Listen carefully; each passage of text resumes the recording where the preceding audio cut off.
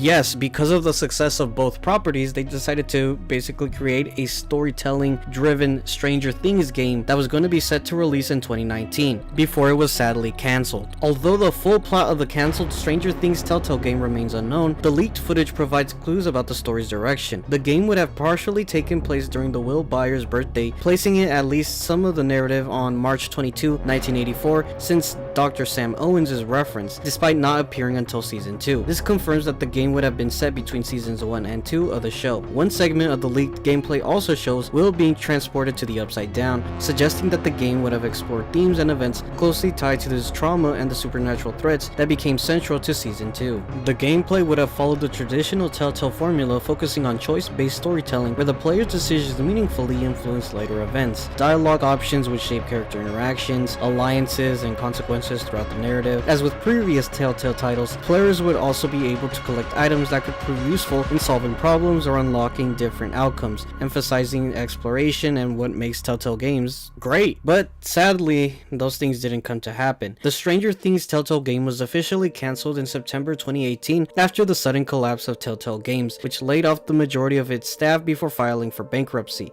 While Skybound Games took over development for The Walking Dead final season, and LCG Entertainment now operating the other Telltale games like The Wolf Among Us Season 2, Stranger Things the game was not among the rescue titles, with the soundtrack created by Anthony and Wells surfacing online, and of course the clips that I'm using surfacing later on around 2020-2019. It's a shame because originally the president of Netflix didn't want a game for Stranger Things. He thought, why would a lot of people want to play a game where you're a kid biking around town? But with the emergence of the Telltale games, and it's still being prevalent to this day with Dispatch and other games, why not bring this project back and do another Telltale game?